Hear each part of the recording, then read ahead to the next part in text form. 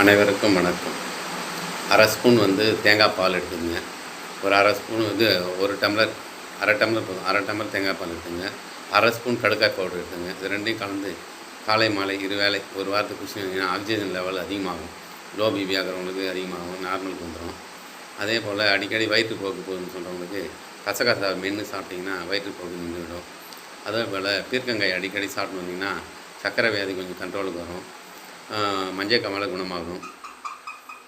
அதே போல் நம்ம புடலங்காய் அடிக்கடி சேர்த்து வந்திங்கன்னா மாரடைப்பு வராது. கொஞ்சம் சர்க்கரை வியாதியும் கண்ட்ரோலுக்கு வரும்.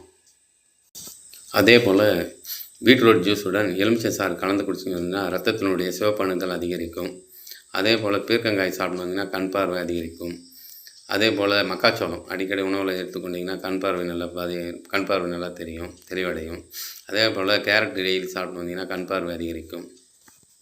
அதே போல் பசலைக்கீரை கடைஞ்சி சாப்பிட்டு வந்தீங்கன்னா வெற்றிலை இலை மாரி இருக்கும், அந்த கீரையும் கடைஞ்சி சாப்பிட்டு வந்தீங்கன்னா கண் பார்வை அதிகரிக்கும். அதே போல் வில்வம்பழம் சாப்பிட்டு வந்தீங்கன்னா கண் பார்வை அதிகரிக்கும். வில்வம்பழத்தை சாப்பிட்டு வந்தீங்கன்னா பனவெல்லம் சேர்த்து சாப்பிட்டு வந்தீங்கன்னா கேன்சரும் குணமாகும். அதே போல் சொடக்கு தக்காளியுடைய பழத்தை சாப்பிட்டு வந்தீங்கன்னா கல்லீரல் பாதிப்பு ஏற்படாது, இதயம் பராமரிக்கப்படும், சிறுநீரகம் பாதிப்பு ஏற்படாது, சர்க்கரை வியாதி கண்ட்ரோலுக்கு வரும், கட்டுக்குள் வரும். அதே போல் வாழைப்பழங்கள் மற்ற பழங்கள்லாம் கெமிக்கல் ஸ்ப்ரே அடித்து பழுக்க வைக்கிறாங்க சீக்கிரம், ஒரே நாளில் 2 நாளில். அதை நீங்கள் எப்படி கண்டுபிடிக்கிறதுனா ஒரு சின்ன டிப்ஸ் சொல்கிறேன். வாழைப்பழத்தை பார்த்தீங்கன்னா வாழைப்பழம் மஞ்சள் நிறமாக இருக்கும். அதனுடைய காம்பும் மஞ்சள் நிறமாக இருந்துச்சுன்னா ஸ்ப்ரே பண்ணி அடித்து பழுக்க வச்சுக்கிறான்னு அர்த்தம், கெமிக்கல் அடித்து. அதனுடைய வாழைப்பழம் மஞ்சள் நிறமாக இருந்து அதனுடைய காம்பு பச்சை நிறமாக இருந்ததுன்னா அது நார்மலாக பழுத்ததுன்னு தெரிஞ்சுக்கலாம்.